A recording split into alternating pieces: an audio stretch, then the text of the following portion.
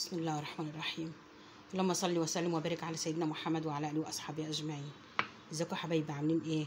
يا رب دايما تكونوا بخير وفي احسن حال. صباح الفل عليكم. وصفه جميله جدا ومفيش اي بيت بيستغنى عنها، ومكوناتها بسيطه جدا، من قلب بيتك هتعمليها.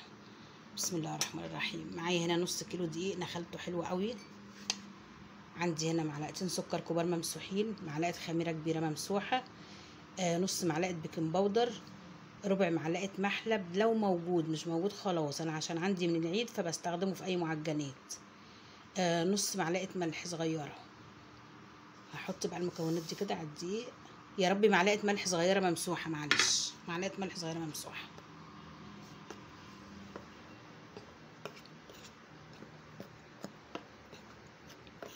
هقلب كله ببعضه كده.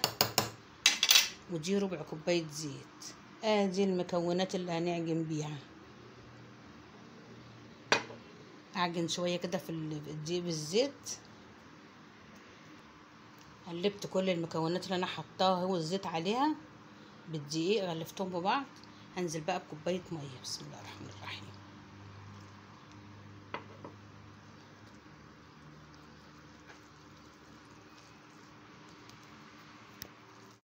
عندي بقى نص كوبايه تانية هنزل بيها بالتدريج، مش هحطها كلها، يعني ايه، شويه شويه كده. اهي العجينه اهي، تفضلي تعجني فيها يعني مش اقل من 5 دقايق اهو كده.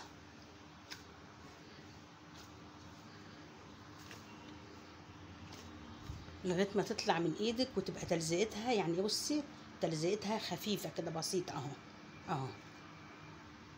بس احطها بقى في الطبق واغطيها بكيس نايلون لغايه ما تخمر اهو.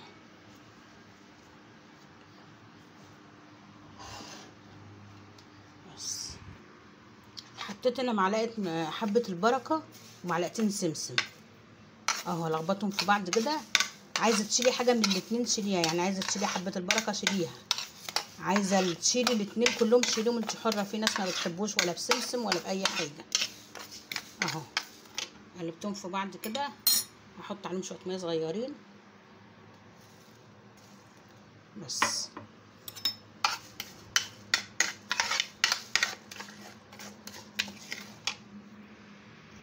بسم الله الرحمن الرحيم. العجينه خمرت اهي.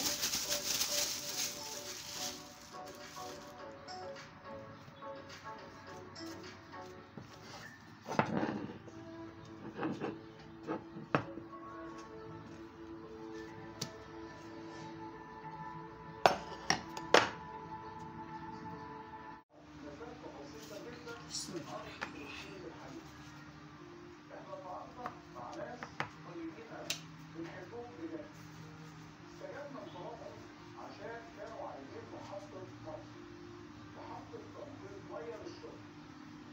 رفاع عشان هو ايه، هيخمر تاني. بسم الله الرحمن الرحيم.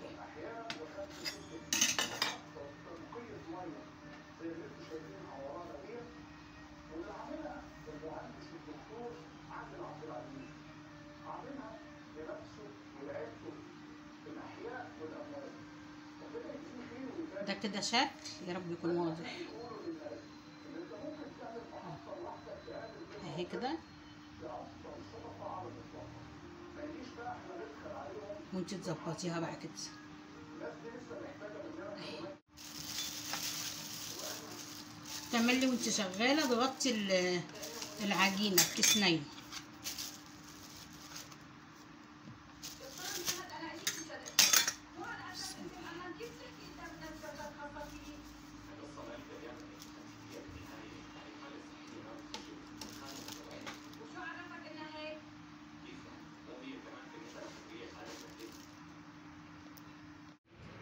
خلاص خلصت كده.